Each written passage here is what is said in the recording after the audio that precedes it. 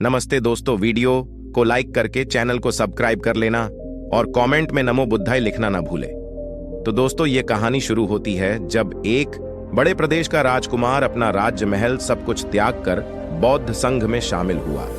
शुरुआती दिनों में नए भिक्षु ध्यान करना सीखते, इसके साथ साथ गौतम बुद्ध उन्हें भिक्षा मांगने भेजते ताकि भिक्षुओं का अहम कमजोर हो और उनका व्यवहार विनम्र हो जाए। संघ में आने के कुछ समय पश्चात राजकुमार भी भिक्षाटन पर जाने लगा। शुरू शुरू में सब ठीक था, लेकिन कुछ ही दिनों में घटना घटी जिस कारण राजकुमार विचलित हो गया और उसने भिक्षाटन पर जाने से मना कर दिया। भिक्षाटन का नियम था कि भिक्षु केवल 3 घरों में भिक्षा मांगते और नहीं मिलती तो आश्रम वापस आकर जल ग्रहण करते। एक बार राजकुमार भिक्षु नगर में भिक्षा मांगने निकला और दुस्सहयोग से भिक्षा नहीं मिली। शुरू में राजकुमार भिक्षु को निराशा हुई, लेकिन कुछ ही पलों में उसका मन शांत हो गया, जैसे कुछ हुआ ही ना हो। बिना प्रयास के आज भिक्षु बड़ा प्रसन्न था। उसने लौटकर गौतम बुद्ध से कहा, आज मुझे भिक्षा प्राप्त नहीं हुई, लेकिन मेरा मन शांत है, न किसी विचार ने मुझे परेशान किया। गौतम बुद्ध भिक्षु की सारी भावनाएं समझ रहे थे। तथागत ने कहा, अच्छी बात है, अब तुम कल महल की तरफ भिक्षा मांगने जाना। भिक्षु ने आज्ञा का पालन किया और अगले दिन भिक्षा मांगने निकल गया।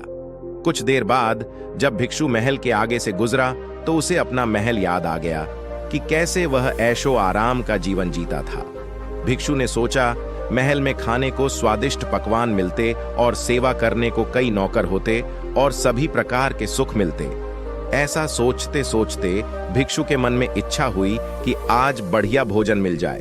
तभी भिक्षु सचेत हो गया कि यह सब अतीत की स्मृतियां हैं और मैं केवल इन्हें देख रहा हूं। पुरानी यादों के ताजा होने से मन में कुछ इच्छाएं प्रकट हो रही हैं। यह तथागत, आज मुझे आपकी कृपा से सूक्ष्म दृष्टि प्राप्त हुई। मन हमें बार बार इच्छाओं में उलझाना चाहता है। महल को देखकर मुझे भी पुराने सुखों का स्मरण हो आया, लेकिन आज भी विचार मुझे छू नहीं पाए। गौतम बुद्ध ने कहा, अच्छी बात है, कल नगर की दक्षिण दिशा में जाना, वहां एक हवेली है, वहां मन और विचारों पर उपदेश देकर आना। भिक्षु बहुत खुश हुआ। आज वो जल्दी जल्दी चल रहा था क्योंकि वो उपदेश देने जा रहा था। पर दोस्तों, इस बार की यात्रा भिक्षु पर भारी पड़ने वाली थी। कुछ ही देर में भिक्षु हवेली पहुंचा और भिक्षा के लिए आवाज लगाई आवाज सुनकर एक सुंदर युवती बाहर आई। भिक्षु ने सोचा कि इस युवती की सुंदरता को देखकर मेरे मन में कोई विचार नहीं आना चाहिए, क्योंकि मेरा यहां आने का प्रयोजन तो इसको उपदेश देना है। युवती ने भिक्षु को प्रणाम किया और कहा, आइए पहले भोजन ग्रहण कीजिए। भिक्षु ने भोजन किया, फिर सोचा कि उपदेश देने से पहले थोड़ा आराम कर लेता तो अच्छा होता। भिक्षु यह सब सोच ही रहा था। इसी बीच युवती ने कहा, श्रीमान, आपने अभी अभी अन्न ग्रहण किया है, अब थोड़ा आराम कर लीजिए, फिर उपदेश शुरू करना। यह सुनते ही भिक्षु सतर्क हो गया। जो योजना वह मन में बना रहा था, यह महिला वह सब बिन बताए करती जा रही थी। भिक्षु ने सोचा, यह सब संयोग है, यहां लोग भोजन के बाद आराम करते होंगे। फिर भिक्षु आराम करने लेट गया और विचार करने लगा कि महिला कितनी समझदार है और इसकी सुंदरता बेजोड़ है। अगर मैं राजकुमार होता तो ऐसी ही स्त्री के साथ विवाह करता। भिक्षु के मन में ऐसे ही कुछ विचार चल रहे थे। इतने में युवती फिर से आई और बोली, अगर आप राजकुमार होते तो मुझे उपदेश कैसे रते? भिक्षु जी, आप तो मुझे उपदेश देने आए थे ना। युवती का इतना कहते ही भिक्षु को स्पष्ट हो गया कि युवती तो मन पढ़ सकती है। भिक्षु घबरा गया और हाथ जोड़कर पूछा, क्या आप मेरा मन पढ़ सकती हैं? युवती ने कहा, क्षमा कीजिए, ध्यान करते करते मेरा मन शांत हो गया है, इसलिए बड़ी आसानी से मुझे दूसरों के विचार अपने आप महसूस हो जाते हैं, उनकी भावनाएं समझ आ जाती हैं। जब भिक्षु ने सुना तो उसके पैरों तले जमीन सरक गई। फिर बिना कुछ बोले भिक्षु तत्काल आश्रम की ओर चल पड़ा। रास्ते में चलते हुए भिक्षु का दिमाग फटा जा रहा था। उसकी बेचैनी बढ़ गई थी। भिक्षु खुद को कोसने लगा कि मेरे मन में युवती के लिए ऐसे विचार क्यों आ रहे थे, मेरे बारे में क्या सोचा होगा। अगर यह बात लोगों को पता चलेगी तो लोग भिक्षुओं और संघ के बारे में क्या सोचेंगे। आज भिक्षु बहुत लज्जत महसूस कर रहा था और वह थोड़ी ही देर में आश्रम पहुंच गया। जब भिक्षु गौतम बुद्ध के सामने पहुंचा तो तथागत ने देखा कि उसके चेहरे की रौनक जा चुकी है। दोनों कंधे झुके हुए थे। भिक्षु ने बुद्ध से कहा, अब मैं कभी भिक्षा के लिए नहीं जाऊंगा। तथागत ने कहा, पहले आराम से बैठो, फिर मुझे बताओ कि तुम्हारी चाल में इतनी थकान क्यों है। आज तुम्हारे चेहरे पर तेज की जगह ग्लानि की भावना क्यों है। भिक्षु ने सारी बात बताई और कहा, मैं सब कुछ जानते हुए भी महिला की सुंदरता के बारे में और अन्य चीजों के बारे में सोच रहा था। मैं मन से पूरी तरह हार गया। अब मैं कभी उस दिशा में नहीं जा पाऊंगा। मैंने बौद्ध संघ का भारी अपमान किया है। गौतम बुद्ध ने कहा, सबसे पहली बात, परेशानी को बढ़ा चढ़ाकर मत सोचो। अगर कुछ बुरा हो जाए तो एकदम से यह मत सोचो कि सब खत्म हो गया। बिना सोचे निष्कर्ष पर मत जाओ। दूसरी बात, ध्यान दो कि कहीं तुम नकारात्मक विचारों के साथ अतिशयोक्ति करने वाले शब्दों का प्रयोग तो नहीं कर रहे, जैसे मैं हमेशा हारता हूं। जीवन में कुछ नहीं बचा। मैं मन से पूरी तरह हार गया। मेरे साथ कोई नहीं है, क्योंकि ऐसा करने से मन अति भावुक और विचलित हो जाता है और नकारात्मक विचारों के चक्र में फंसा रहता है। तथागत के शब्दों से राजकुमार भिक्षु के मन को सांत्वना मिली। भिक्षु ने पूछा, अगर मैंने अपने मन को जीत लिया था तो फिर मन ने मुझे परेशान क्यों किया।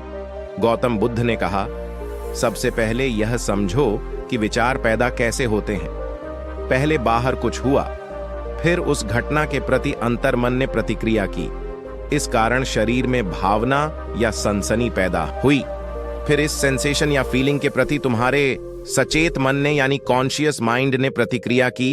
इस आखिरी स्टेप को हम विचार कहते हैं।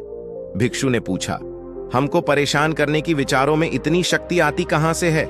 गौतम बुद्ध कहते हैं कि हम खुद विचारों को यह शक्ति प्रदान करते हैं। जब आप जजमेंट और सही गलत के टैग लगाकर विचारों को देखते हो तो उनके प्रति रिएक्ट करने लगते हो। एक विचार के साथ अन्य विचार भी सोचने लगते हो। जब तक आप खुद को जज करोगे तब तक मन आपको नीचा दिखाकर हावी होता रहेगा। भिक्षु ने पूछा, फिर मन शांत कैसे होगा। गौतम बुद्ध ने कहा, अगर विचार है तो शरीर में भावना भी महसूस हो रही है, क्योंकि हर विचार भावना के साथ प्रकट होता है। अगर आप अश्लील विचार महसूस कर रहे हो तो इसका मतलब है कि शरीर में एक भावना यानी सेंसेशंस भी महसूस हो रहे हैं और फिर आप उसके बारे में सोच रहे हो या रिएक्ट कर रहे हो। और इसी बात में मन को शांत करने का तरीका छपा है। हर विचार को देखना कठिन है क्योंकि विचारों का वेग तेज है, लेकिन शरीर में महसूस हो रही भावना यानी सेंसेशंस को देखना आसान है क्योंकि यह देर तक बनी रहे। इन्हें बिना जजमेंट के सही गलत का मतलब लगाए सिर्फ देखा जाए तो यह गायब भी हो जाती है। तब मन के पीछे जो शांति है वो प्रकट होती है और उस शांति में एहसास होता है कि मन हमारा कुछ नहीं बिगाड़ सकता। हमारा अंतर्मन कैसे ठीक होता है? नॉन जजमेंट से। अगर हम किसी भी इंसान या घटना या फिर अपने मन को बिना जजमेंट के देखते हैं तो मन के साथ साथ अंतर्मन अपने आप स्वस्थ और शांत होने लगता है। अगर तुमने मात्र यह देखा होता कि इस औरत के प्रति विचार केवल मेरे अंतर्मन के रिएक्शन के कारण है और यह मैं केवल देख रहा हूं, मन में बहुत कुछ चल रहा है, लेकिन मैं सांस के प्रति सचेत हूं, मैं शरीर में होने वाली प्रतिक्रिया को देख रहा हूं, तब भी तुम सचेत होकर दृष्टा भाव में लौट आते। मन के पीछे जो शांति है वह हमारी सबसे बड़ी ताकत है। हम बड़ी आसानी से विचारों को शांत कर सकते हैं और एक दिन यह जान सकते हैं कि किसी भी प्रकार का विचार, चिंता असल में इस शांति को पार नहीं कर सकता। हम हमेशा विचारों से अछूते हैं। गौतम बुद्ध कहते हैं, तुम याद रखो, विचार तुमसे हैं, तुम विचारों से नहीं। तुम हमेशा ही अपने विचारों से शक्तिशाली हो, अपने डरों और चिंताओं से शक्तिशाली हो। अब तुम अगले 7 दिन युवती के घर भिक्षा मांगने जाओगे और ध्यान रखना, अपने विचारों को जज मत करना। अच्छे बुरे विचार केवल तुम्हारा द्वार खटखटाते हैं। तुम केवल इतना याद रखना कि तुम वह शांति हो जिसमें सब प्रकट हो रहा है। अगले दिन भिक्षु पूरे मार्ग जागृत है। यह अहंकार भी नहीं था। आज उसने सही मायनों में मन को पार कर लिया था।